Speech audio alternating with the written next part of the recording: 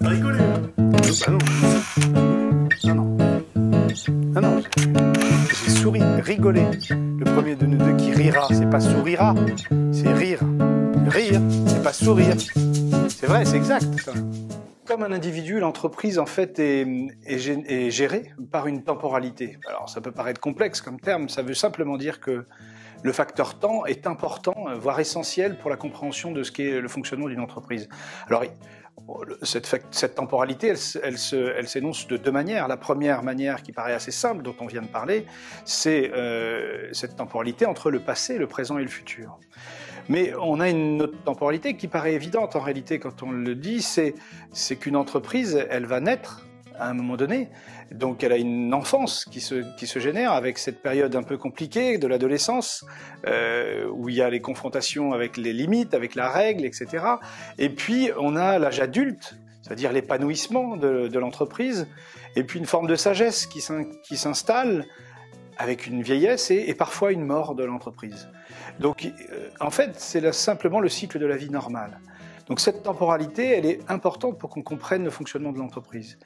En tant que thérapeute, en tant que coach, mon travail, c'est de comprendre le passé d'un individu ou d'une entreprise, son identité forte, ses valeurs, son intention de vie, et de l'aider à mieux vivre dans le présent. Sauf que c'est insuffisant. Et que les neurosciences nous apprennent aussi comment on peut projeter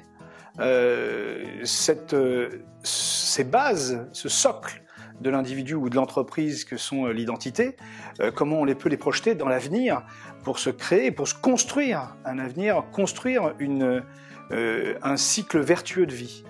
Alors, ce cycle vertueux, en fait, il est important parce que c'est comment on peut aujourd'hui générer quelque chose de positif pour soi.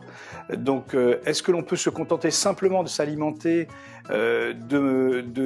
d'être dans la journée sur ce qu'on fait, et puis de dormir la nuit pour se régénérer, et ainsi de suite tous les jours? Non, on ne peut s'inclure que dans un système plus global. Nous sommes des êtres sociaux, et à ce titre-là, on a la nécessité de vivre dans un système global. Ce cercle vertueux, c'est ce qui nous permet, en tant qu'individu, de progresser, de s'améliorer, de chercher toujours l'excellence, d'avoir une vraie exigence de positif, de bien-être et de bonheur dans notre vie. L'entreprise, en réalité, elle est capable de faire la même chose. Elle a les mêmes caractéristiques qu'un individu. Si on la positionne dans un cercle vertueux, elle va non seulement aider chaque individu à s'inclure dans ce système vertueux, mais elle va permettre, donc chaque individu qui compose l'entreprise, et elle va permettre également de prendre une place dans le système collectif, dans notre planète, dans notre univers, aussi majeur que ça puisse paraître, c'est pourtant fondamental.